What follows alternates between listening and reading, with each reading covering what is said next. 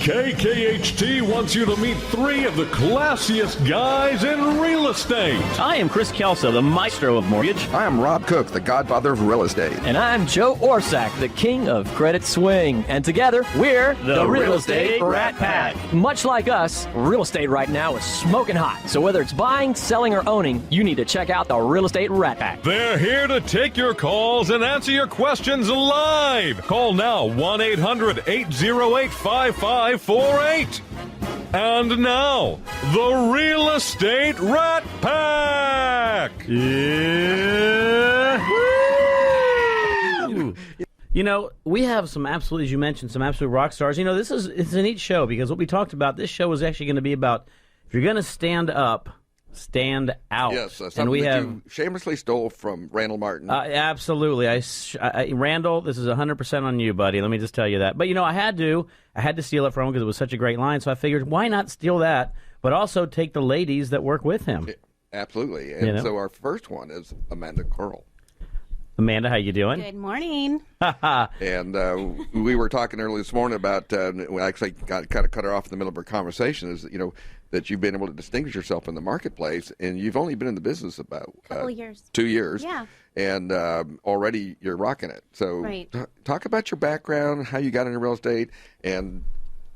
Well, thank you for having me, first of all. It's a pleasure to be here today, and I just want to say hello to all of the listeners here in Houston. My background is in music and entertainment. That's where I started marketing as well. So basically, I did that for several years on both the creative and the business side. And a few years back, I had to make a personal decision to enable me to be in Houston more because I was traveling a lot. When you're a musician, like Joe would know, there's a lot of late nights. There's a lot of gigs, you know, in clubs, a lot of traveling.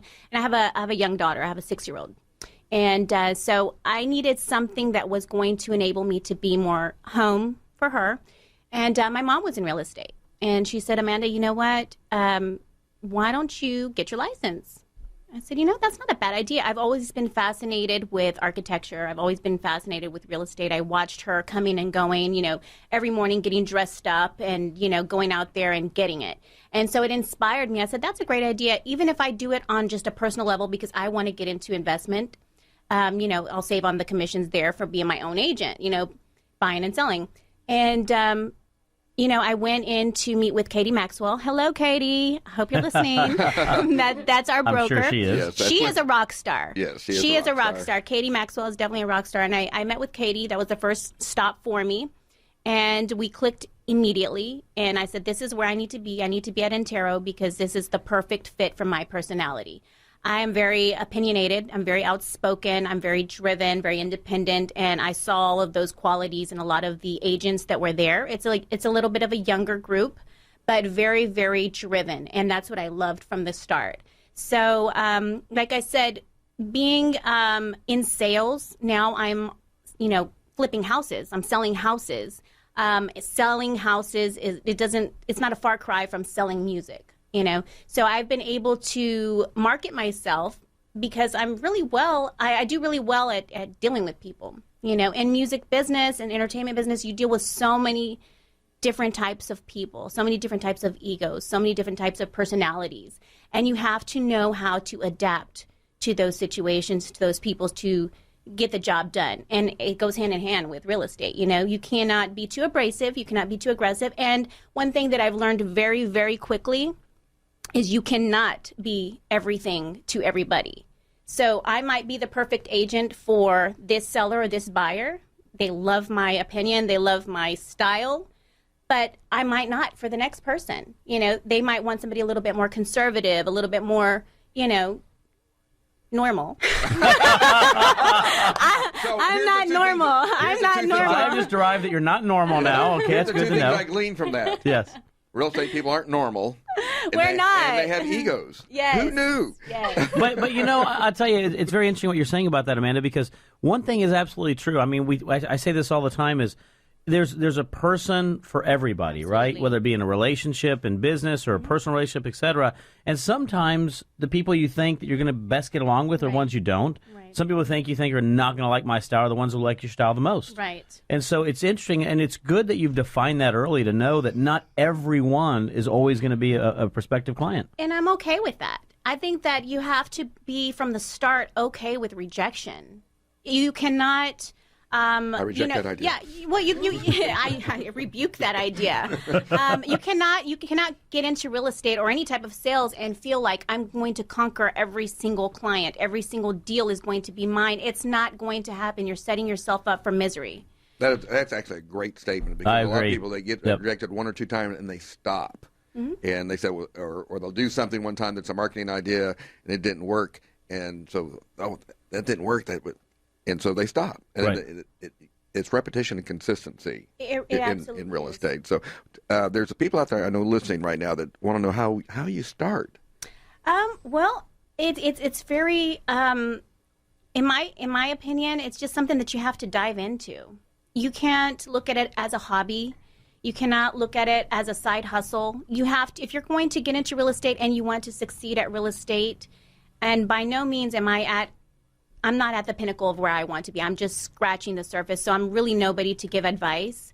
But I feel like in the short period that I have been in real estate, I've been able to very quickly raise some eyebrows and very quickly make a name for myself. And like I said, I'm just scratching the surface, but just dive in. Well, don't sell yourself short on that because people come in with new, fresh ideas. And a lot of people keep doing things the same way and getting the same results. So sometimes you get somebody comes in new that have no pre-notion as to what things are. It's outstanding because they do it so differently. And What's the definition of insanity, as we say? Doing the same thing over and over and over again, expecting the same different results, results, right? You're going to get the same result. But, Exactly. And I was commenting this morning that you did a great post about coming on the show. I mean, you put together a nice presentation, put it on Facebook. I presume you might have put it on Twitter as well. Yes, absolutely. And it started marketing. And of course, it markets the show, which we love. Right. But it marketed your stuff. And we were getting all sorts of comments on that, posting and stuff like that. Yeah, well, I mean, we live in an age of social media, and I have to really be, I guess you can say, a fan of social media because it has brought me, believe it or not, some people, if you follow me on Instagram, if you follow me on Twitter, if you follow me on Facebook, I don't force feed you what I do. I'm not going to force feed you my real estate services. I let you see Amanda as a person, as a businesswoman, as a mother, as a girlfriend. All of those things, you're going to get glimpses of my life. And so you're able to get those glimpses of my life, and then you can see what type of person I am, and you'll be more inclined to want to work with me.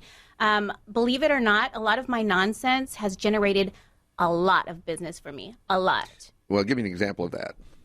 When you say your nonsense, what does that look like? Well, my nonsense, like I said, I don't force feed anybody real estate. People know I do real estate. They know I'm a businesswoman. They know that I can sell your home. They know that I can get you top dollar. They know that I can find you the perfect home.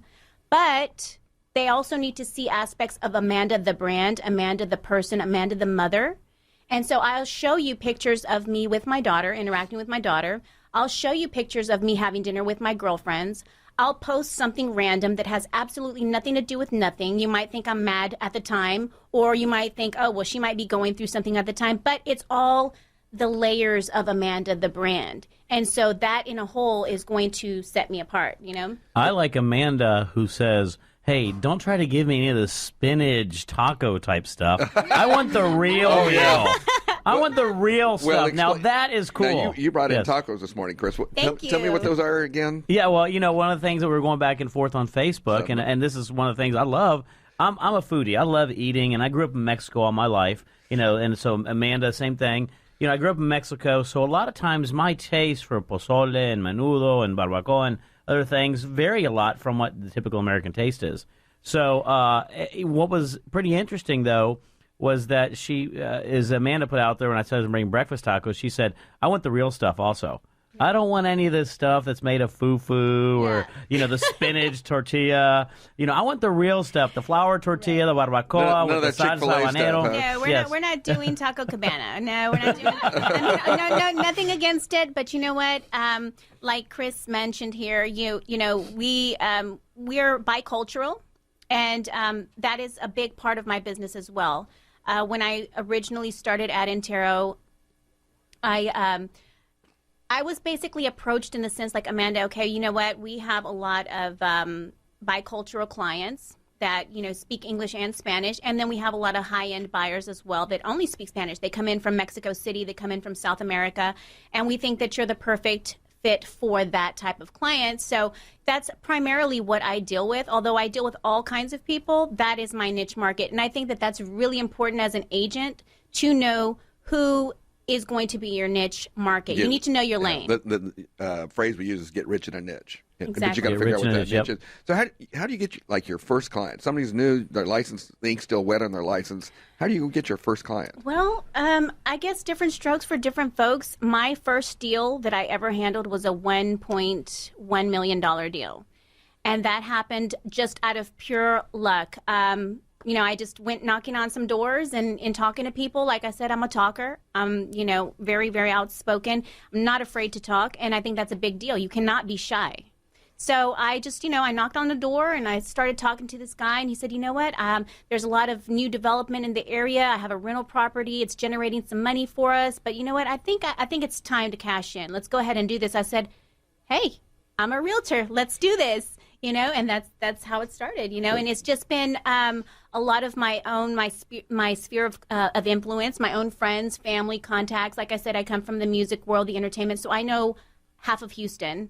You know, and so now that I know the other half. Yeah. And so it's perfect. Perfect mix right there. Can So you is it believe true it? what they say about drummers? Oh, yes. Stay away from the drummers. Stay away from them drummers, man. Those are the wild and crazy ones right there. Yes. I tell you what, they're the ones that keep the beat, though. Yes. Yes. Yeah. I have a fascination with the bass. I really do. Gotcha. You know, when I listen to a song, that's the first thing I'm listening to is the bass line. If it's a driven bass line, that's what I'm listening to. Well, Megan Trainor always says it's all about that bass. That's right. No treble. I think we're coming up against a break. We are coming up against a break right now. You know, we're having a great time in the studio with Amanda, and we have Nicole on tap right now. But stay tuned. Tap. Nicole On tap, that is correct. Cool. But stay tuned. We're going on a break. We'll be right back. Hold me tight. Fever in the morning, fever all through the night.